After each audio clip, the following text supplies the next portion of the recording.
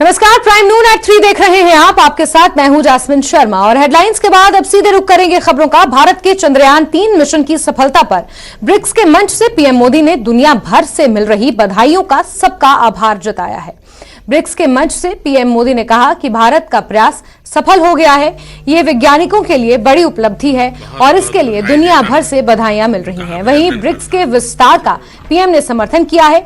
BRICS में 6 नए member बने हैं। ब्रिक्स में अर्जेंटीना, यूथोपिया, मिस्र, ईरान, सऊदी अरब और यूएई की एंट्री हुई है। Important responsibilities for your statement from the moon. आज हम अर्जेंटीना, इजिप्ट, ईरान, सऊदी अरब, इथियोपिया और यूएई का ब्रिक्स में स्वागत करने के लिए सहमत हुए हैं। सबसे पहले मैं इन देशों के लीडर्स और वहां के नागरिकों को बहुत बहुत बधाई देता हूं। मुझे विश्वास है कि इन देशों के साथ मिलकर हम अपने सहयोग को एक नई गति और नई ऊर्जा देंगे। भारत के इन सभी देशों के साथ बहुत ही गहरे संबंध हैं, बहुत ही ऐतिहासिक संबंध है। ब्रिक्स की मदद से हमारे द्विपक्षीय सहयोग में नए आयाम अवश्य जुड़ेंगे।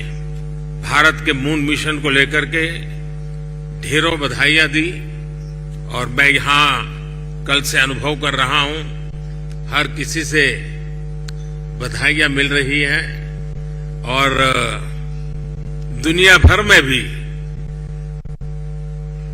इस सफलता को एक देश की सीमित सफलता के रूप में नहीं, लेकिन पूरी मानव जाति की एक महत्वपूर्ण सफलता के रूप में स्वीकार किया जा रहा है।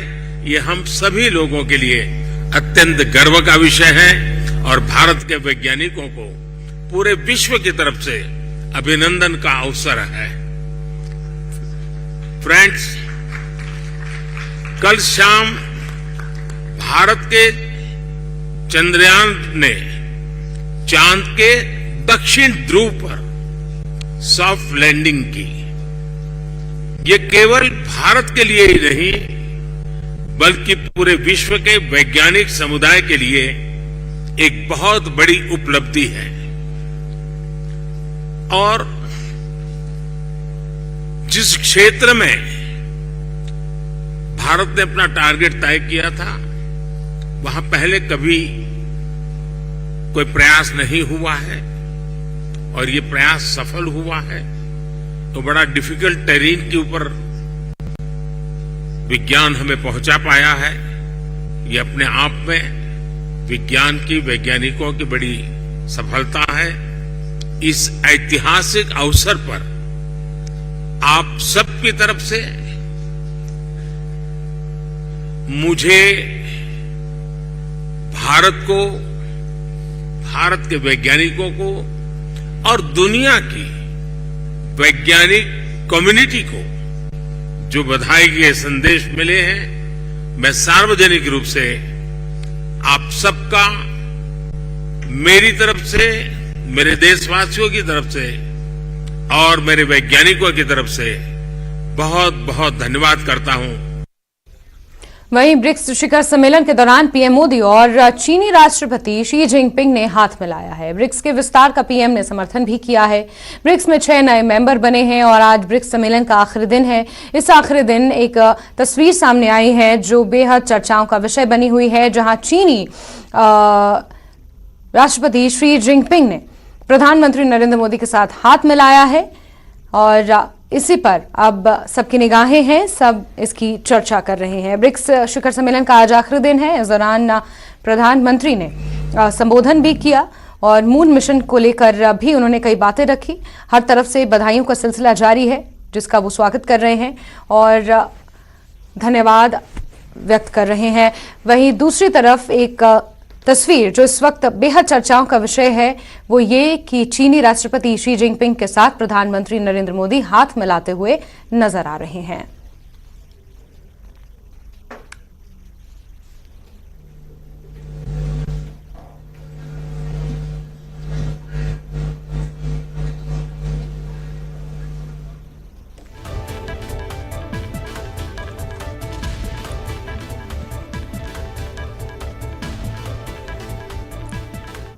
चलिए आगे बढ़ेंगे और जम्मू कश्मीर सरोर टोल प्लाजा मामला जो बड़े दिनों से सुर्खियों में है। टोल प्लाजा को लेकर विरोध प्रदर्शन हो रहा है। दिल्ली में नितिन गडकरी से भाजपा के एक प्रतिनिधि मंडल ने मुलाकात की है। सांसद जुगल किशोर के नेतृत्व में ये मुलाकात हुई है। प्रतिनिधिमंडल ट्रांसपोर्ट भवन पहुंचा। सुरजीत सिंह सलाथिया, डॉक्टर देवेंद्र मनिहाल, चंद्र प्रकाश गंगा, जुगल किशोर डेलीगेशन में शामिल हैं। रविंद्र रैना फ्लाइट में देरी के कारण नहीं पहुंच सके। चंद्रयान मिशन से जुड़े मामलों में व्यस्त होने के कारण डॉक्टर जितेंद्र सिंह भी मीटिंग में नहीं पहुंच सके। लेकिन आपको बड़ी खबर बता दें, जहां सरोर टोल प्लाजा को लेकर लोगों का विरोध प्रदर्शन जम्मू में लगातार जारी है और इसी के मद्देनजर भाजपा का एक प्रतिनिधिमंडल नितिन गडकरी से उन्होंने मुलाकात की है। दिल्ली में ये मुलाकात हुई है। ट्रांसपोर्ट भवन पहुंचा है ये प्रतिनिधिमंडल, जिसमें सुरजीत सिंह सलाथिया, डॉक्टर देवेंद्र मनिहाल, चंद्र प्रकाश और सांसद जुगल किशोर इसमें शामिल हैं।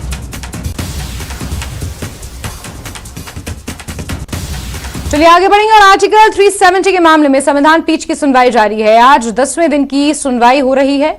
अनुच्छेद 370 के मामले में चुनौती देने वाले सभी पक्षकारों की दलीलें पूरी हो चुकी हैं।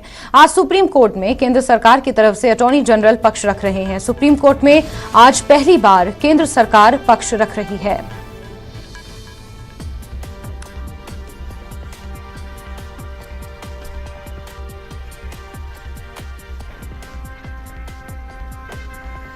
तो सुप्रीम कोर्ट में लगातार इस पूरे मामले की सुनवाई हो रही है। अनुच्छेद 370 को हटाने के बाद इस फैसले को लेकर चुनौती वाली याचिकाओं पर सुनवाई हो रही है और चुनौती देने वाली याचिकाओं की दलीलें पूरी हो चुकी हैं। अब केंद्र सरकार की तरफ से जो पक्ष रखा जाना है उस पर सुनवाई शुरू होगी। सुप्रीम कोर्ट में आज 10वें दिन की सुनवाई जारी है। वहीं जम्मू कश्मीर से सांसद गुलाम अली खटाना ने अनुच्छेद 370 को लेकर बड़ा बयान दिया है। खटाना ने कहा है कि राजनीतिक पार्टियां दरअसल अपनी राजनीतिक जमीन बचाने की कोशिश कर रही हैं। गुलाम अली खटाना ने कहा कि सुप्रीम कोर्ट में मामला चल रहा है, मैं इस पर कोई टिप्पणी नहीं करूंगा, लेकिन लोकतंत्र में पार्लियामेंट सबसे ऊपर होती है।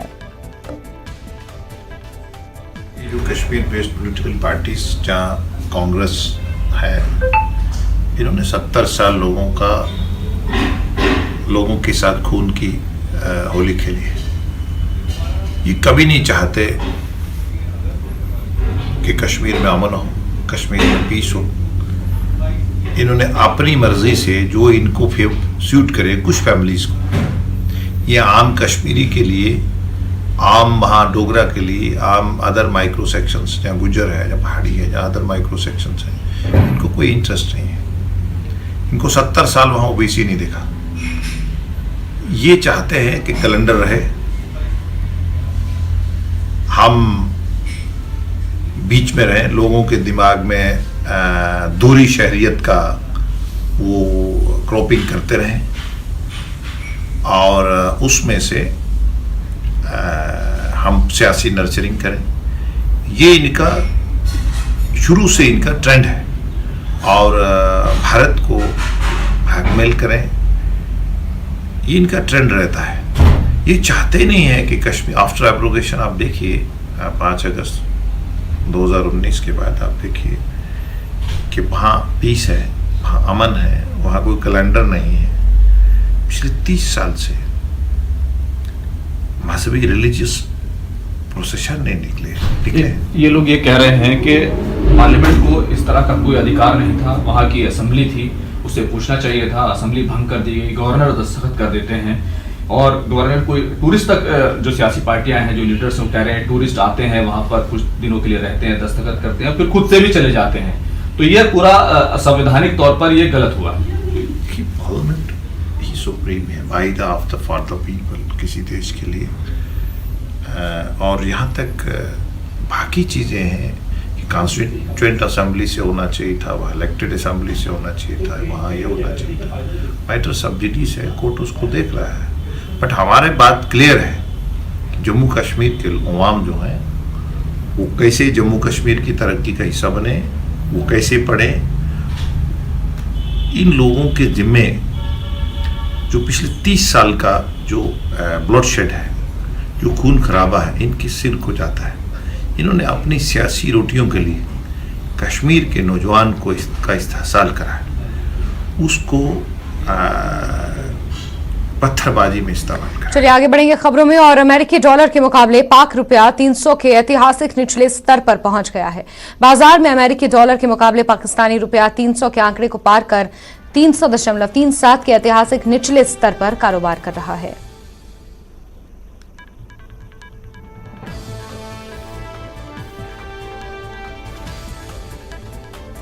आगे बढ़ते हैं। यूथ नेशनल कॉन्फ्रेंस के कार्यकर्ताओं ने आज जम्मू में पार्टी मुख्यालय के सामने बड़े पैमाने पर विरोध प्रदर्शन किया। यह विरोध प्रदर्शन सरोर टोल प्लाजा को बंद करने, प्रीपेड स्मार्ट मीटर नीति को खत्म करने और अन्य संबंधित मुद्दों पर दबाव बनाने के लिए आयोजित किया गया था। विरोध रैली का एनसी नेता तेजिंदर सिंह पॉल अम्मान ने नेतृत्व किया। उन्होंने भाजपा नेतृत्व पर भी निशाना साधते हुए कहा कि वो चुप्पी साधे हुए हैं और इन मुद्दों के समर्थन में कोई आवाज नहीं उठा रहे हैं। आज का ये जो प्रोटेस्ट है, ये यूथ नेशनल कॉन्फ्रेंस की तरफ से सरोर टोल प्लाजा और स्मार्ट मीटर, और जो हमारा नौजवान जिनको इन्होंने गुमराह कर कर पिछले 10 सालों से सड़कों पर बिठाया है, ये उनके हक और हित के लिए आज ये जो जद्दोजहद जो है हमारे यूथ की तरफ से आज शेर कश्मीर भवन से लेकर हमने डीसी ऑफिस तक जाना चाहा, पर अफसोस से कहना पड़ता है कि जब भी कभी कोई भी आवाज उठाए उसको एडमिनिस्ट्रेशन की तरफ से डंडों के राही रोका जाता है। आज भी आपने देखा होगा कि पुलिस ने हमें आगे जाने से रोक दिया। हमारी डिमांड यही है कि जो टोल प्लाजा जिसका कोई काम ही नहीं है, जिसका कोई फन ही नहीं है, टोल इसलिए काटा जाता है कि सड़कों को मरम्मत की जाए, सड़कें साफ सुथरी हों, पर ये वैसी सड़कें हैं अगर हम साइकिल लेके भी जाएंगे ना तो हम वहां से भी अच्छी तरह नहीं चल सकेंगे। दूसरी हमारी डिमांड है स्मार्ट मीटर। पिछले 1 महीने से आप हमसे भली भांति जानते हैं कि पिछले 1 महीने से इस स्मार्ट मीटर ने गरीब का खून चूस कर रख दिया है।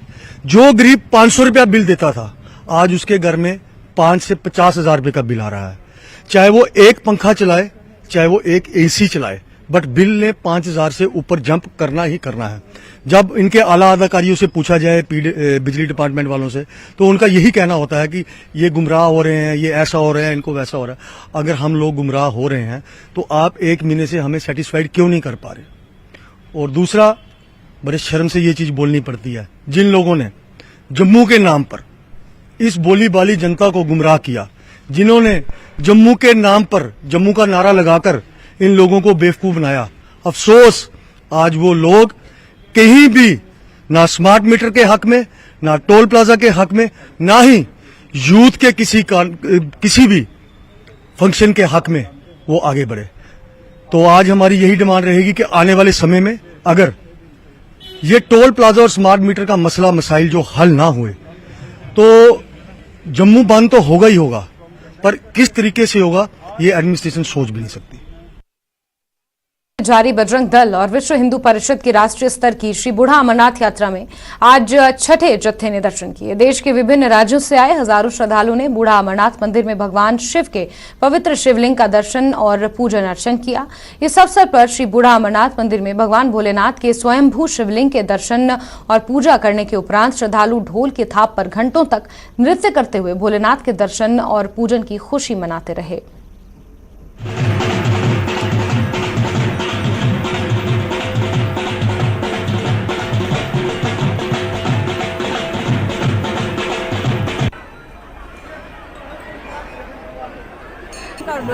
इसी का मेरे पीछे देख रहे हैं हिंदू परिषद और बजरंग दल की यात्रा है, जो कि हर वर्ष चलती और अगली बार ये समाप्त होती है।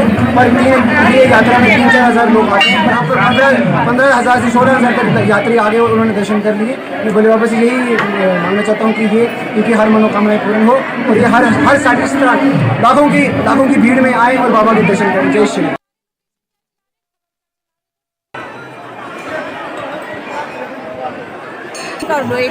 बम बम बम बम।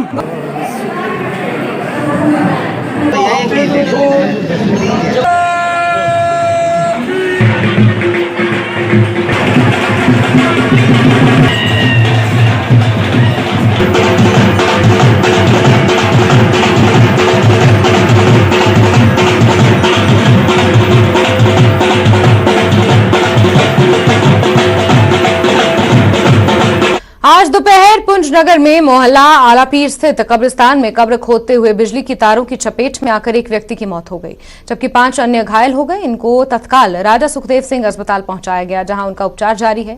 घायलों की हालत खतरे से बाहर बताई जा रही है। मृतक मिस्त्री का काम करता था, जबकि घायल होने वाले सभी मजदूरी का काम करते हैं। मृतक की पहचान मोहम्मद असलम निवासी मंडी तहसील के रूप में हुई है, जबकि घायलों की पहचान मोहम्मद अजमत, लियाकत हुसैन, मोहम्मद इमरान, अब्दुल रजाक और मोहम्मद शकील के रूप में हुई है।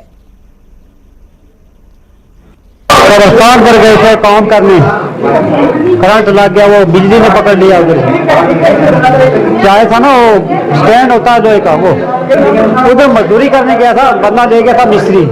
जी, हमारे पास इलेक्ट्रोक्यूशन के 6 पेशेंट्स आज आए थे अराउंड 15-20 मिनट्स पहले। तो उसमें से अनफॉर्चुनेटली एक जो है वो ब्रॉड डेड थे, उनका नाम मोहम्मद असलम है, वो अढ़ाई से बिलोंग करते हैं। बाकी जो 4 हैं वो स्टेबल हैं, बिल्कुल स्टेबल हैं। उनमें से जो एक है उसको लेग में, राइट लेग में इंजरी थी, जिसकी ऑर्थोपेडिशियन कंसल्टेशन हो गई है, ड्रेसिंग वगैरह सब हो गई है। अब हम इनको अंडर ऑब्जर्वेशन रखेंगे। भारी बारिश के कारण कुल्लू मंडी मनाली लाहौल स्पीति का देश के विभिन्न राज्यों से संपर्क कट गया है। ऐसे में बीती रात से कुल्लू मंडी में सड़कें क्षतिग्रस्त होने से यातायात पूरी तरह से बाधित है, जिसके कारण कुल्लू से बाहरी राज्यों में फल सब्जियों से लदे वाहन फंसे हुए हैं और मंडी से कुल्लू की तरफ जाने वाले हजारों वाहन अभी भी 16 घंटे से अधिक रास्ते में ही फंसे हैं। भारी बारिश में सड़क यातायात बाधित होने से लोगों को भारी समस्याओं का सामना करना पड़ रहा है। प्रशासन वैकल्पिक मार्ग की व्यवस्था करने के साथ छोटे वाहनों के लिए यातायात खोलने में जुटा है।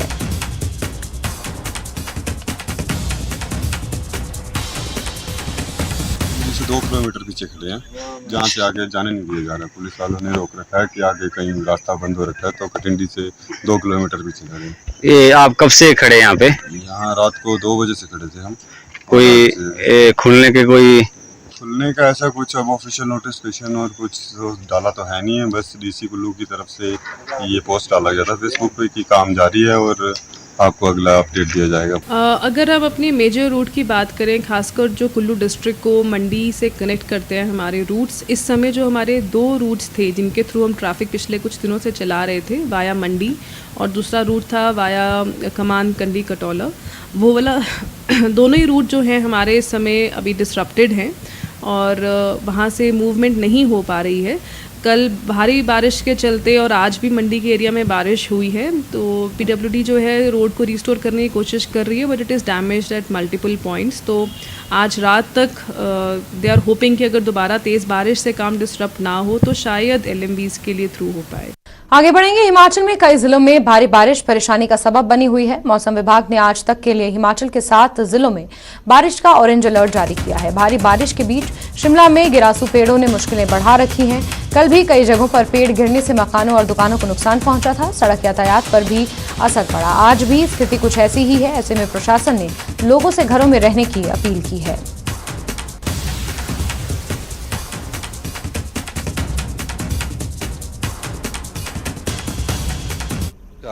मैं हिमाचल की जनता से एक बार अनुरोध करना चाहता हूं कि मौसम विभाग ने हिमाचल प्रदेश में अगले 2 दिनों तक भारी बारिश का अलर्ट जारी किया है।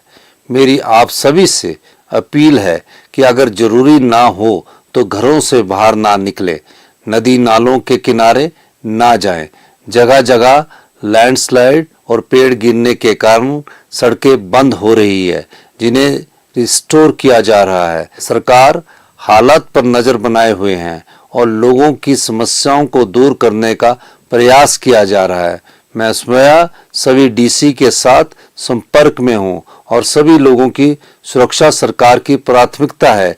किसी भी आपात स्थिति में टोल फ्री नंबर 1077 या 1070 पर संपर्क किया जा सकता है। सतर्क रहे, सुरक्षित रहे। जय हिंद, जय हिमाचल। तो सीएम सुक्खू ने लोगों से अपील की है कि गैर जरूरी यात्रा करने से बचें और कुछ हेल्पलाइन नंबर्स भी जारी किए हैं जिस पर त्वरित सहायता के लिए आप कॉल कर सकते हैं। बहरहाल वक्त एक बहुत छोटे से ब्रेक का है। ब्रेक के बाद भी खबरों का सिलसिला जारी रहेगा।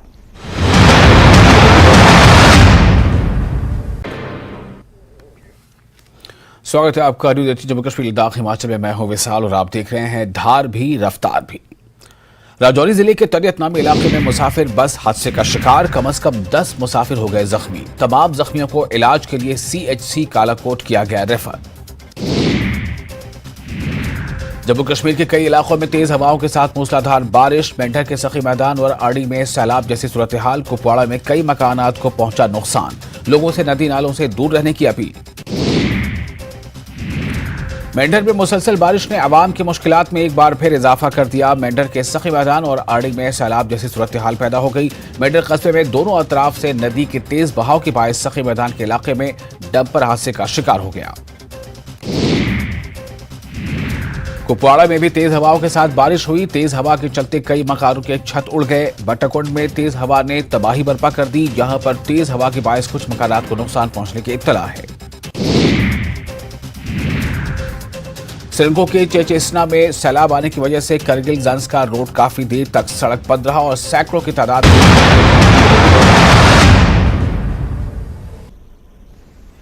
और ब्रेक के बाद आगे बढ़ते हैं। प्रधानमंत्री आवास योजना के तहत गरीब परिवार को घर बनाने के लिए पैसे मिले थे। घर बनाने के लिए ईंट, पत्थर, रेत, बजरी सहित अन्य सामान इकट्ठा करके रखा गया था, लेकिन बीती 14 अगस्त को बारिश ने ऐसा तांडव मचाया कि घर बनाने के लिए इकट्ठा किया सामान के साथ साथ जिस मकान में रह रहे थे वो भी अब रहने लायक नहीं बचा। मंडी के वार्ड नंबर 4 नेड़ा के शिल्लाह किप्पड़ की सरोज देवी का हाल कुछ ऐसा ही है। अब सरोज देवी राहत शिविर में दिन गुजारने को मजबूर है। उन्होंने सरकार से मदद की गुहार लगाई है। शिविरों में रह रहे कई प्रभावित विशंभर सिंह, खेम सिंह और कौशल्या देवी ने बताया कि वो दिन में अपने क्षतिग्रस्त मकान की मरम्मत को जाते हैं और शाम को वापस राहत शिविरों में आकर रात गुजारते हैं। नहीं, हम तो रहते हैं, रात को चले जाते हैं यहाँ से। कभी आ सकता है दोबारा, कोई डाउटफुल ही है अभी। रात को कोई नहीं रहता है यहाँ। 3-4 घर जो है सारे खाली कर देते हैं। 3-4 क्या मतलब 15-20 घर है। वो कुछ देवते के मंदिर में ठहरे हैं वो ऊपर, कोई अपने रिश्तेदारों के चले गए, कोई ऐसे ठहरे। मैं अपने सबके भतीजे के घर में ठहरा हूँ अभी।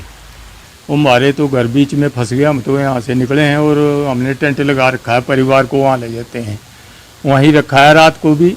और दिन में जब मौसम थोड़ा साफ हो जाता है, हमारे घर में कोई ऐसा नहीं, कोई नुकसान नहीं है, लेकिन उसी के डर के वजह से हमारे पीछे भी पहाड़ी है।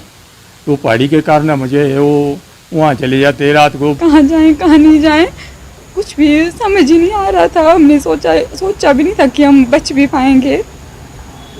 एक तो इतनी छोटी सी बच्ची है, इसको उठाया जब गोद में तो टांगे भी नहीं चल रही थी, आगे कैसे जाएं क्या कुछ भी लग रहा था। पता जी, जो हमारा घर है हमें प्रधानमंत्री आवास योजना के तहत मिला था ना, फिर उसमें भी हमने ईंटें लाई थी, रेत लाया था, सीमेंट भी वो भी खराब हो गया, ईंटें भी चली गई हमारी। मुश्किल है, बहुत मुश्किल है, बड़ी मुश्किल से बना रहे थे। यहाँ की जो महिलाएं हैं, यहाँ के जो बच्चे, यहाँ के जो नौजवान हैं, बुजुर्ग हैं, उन लोगों ने जिस तरह से मेरी हौसला अफजाई की है, मैं यहाँ पे जो राहत कार्य हैं उनको बहुत अच्छे ढंग से करने में सफल रहा हूँ। और राहत कार्य अभी चले रहेंगे इनको हर चीज़ का, क्योंकि यहाँ पे मैं देख रहा हूँ, लोगों को देख रहा हूँ भी कोई आता है, कोई कुछ भी लेके आता है, बड़ी उससे देखते हैं। लेकिन मेरा काम करने का अपना स्टाइल है। मैं समय आने पे इनको सब कुछ दूंगा, जितना संभव होगा। जो नुकसान, किसी की एक चटाई भी खराब हुई, मैं उसको उस चटाई की 4 गुना कीमत से ज़्यादा सामान दूंगा, लेकिन समय आने पे थोड़ा इंतजार करना होगा। ये मेरा कहना है। और इसी के साथ बुलेटिन में फिलहाल के लिए बस इतना ही, लेकिन न्यूज़ 18 JKLH पर खबरों का सिलसिला लगातार जारी है। बने रहिए हमारे साथ। नमस्कार।